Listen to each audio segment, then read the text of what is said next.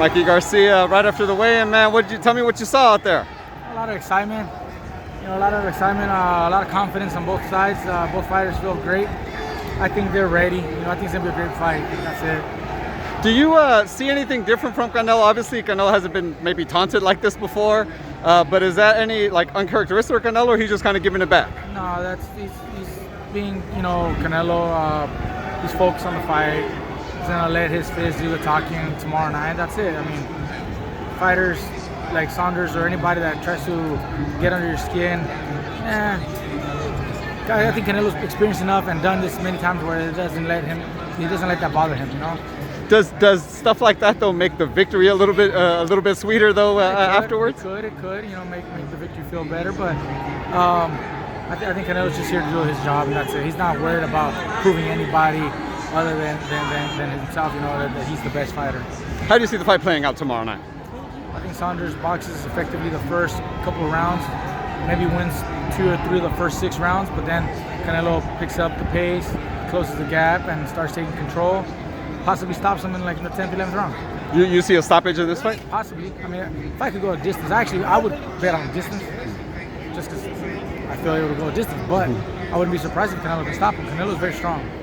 I talked to Sean Gibbons, Manny Pacquiao's manager, last week, and talked about Terrence Crawford. That didn't seem to go anywhere, and first name out of his mouth, man, was yours. Well, I mean, we're still kind of in the race. As long as they keep mentioning the name, we're still kind of there. Hasn't solidified, nothing has happened, but we hope we can finally maybe get that. But I'm also ready to move on. If that's not happening, we've been in talks for almost 3 months.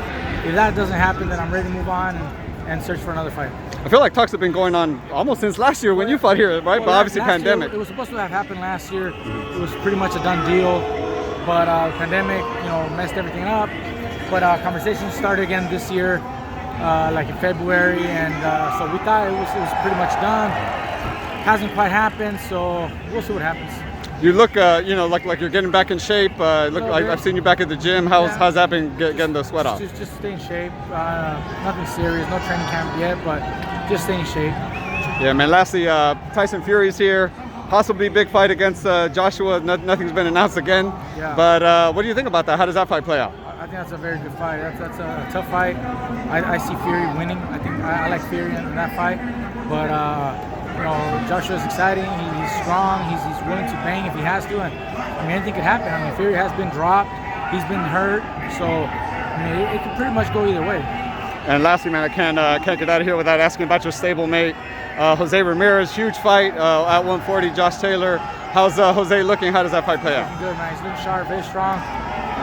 He's peaked at the right moment. Sparring, he looks terrific.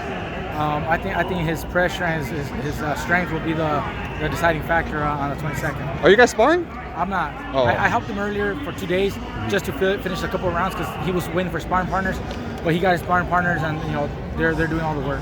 Man, that's some elite help right there. He gets out of Mikey Garcia, man. We talk a lot, we share, tips whenever something, a question, and stuff like that. Mikey, appreciate your time as always, brother. Thank you, man.